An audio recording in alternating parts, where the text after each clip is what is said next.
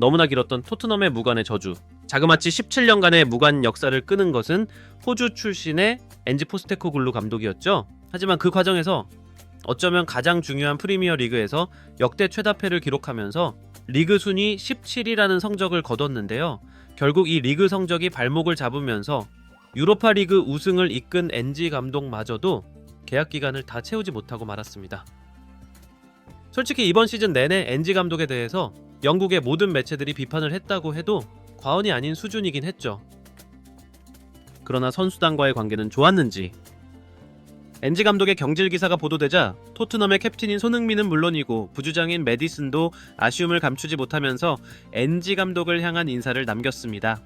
그리고 일주일이 채 지나지 않은 오늘 엔지 감독의 뒤를 이을 감독이 발표됐습니다.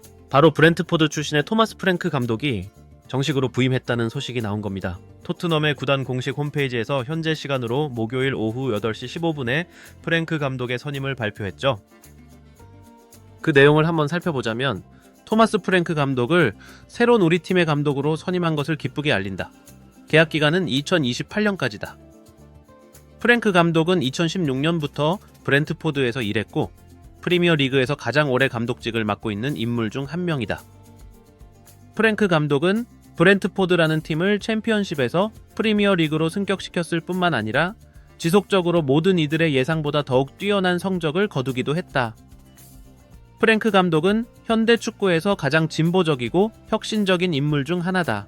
그는 선수 및 스쿼드 개발 쪽에서 검증된 능력을 보유하고 있다.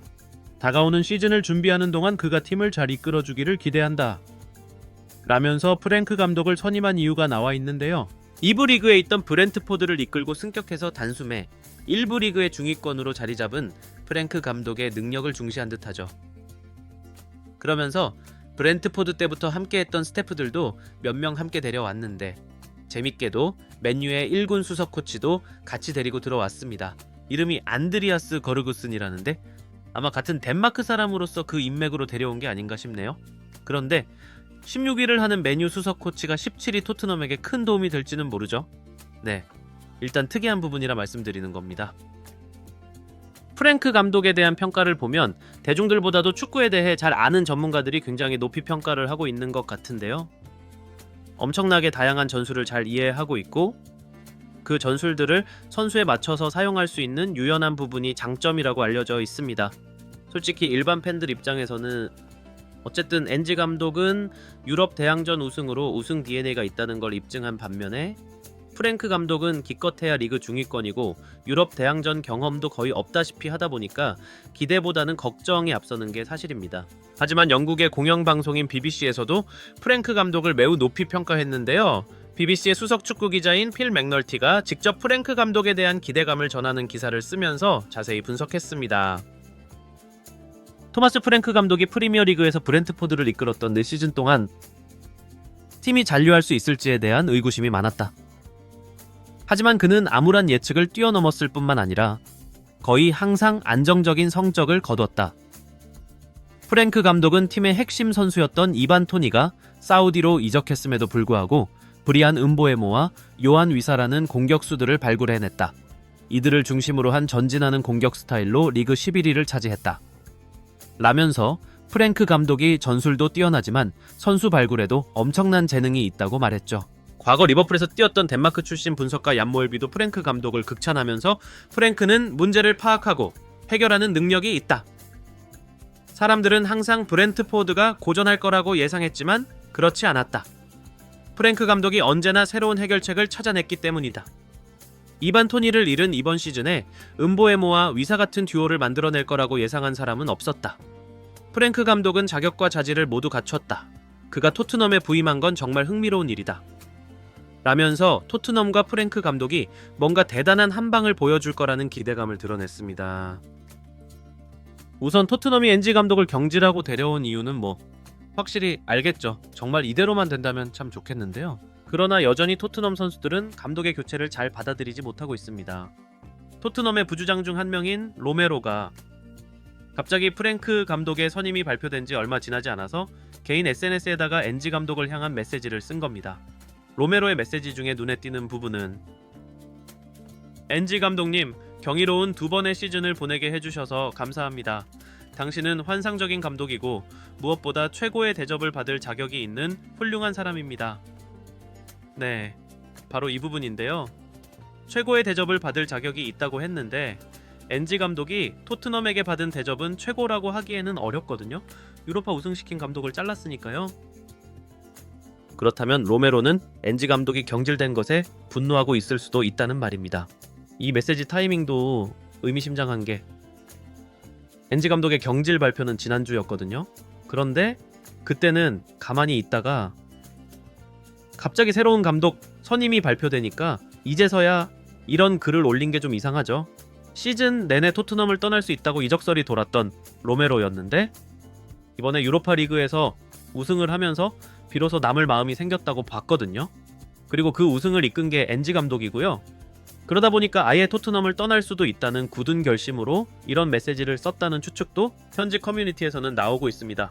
예전부터 로메로는 아르헨티나 매치를 통해서 토트넘에 대한 불만을 서슴없이 말했는데 이번에도 같은 맥락으로 볼 수 있는 겁니다. 그리고 로메로와 함께 토트넘 수비를 책임지는 미키 판더펜 역시 공개적으로 불만을 밝혔는데요. 지금 판더펜은 네덜란드 대표팀에 가 있죠.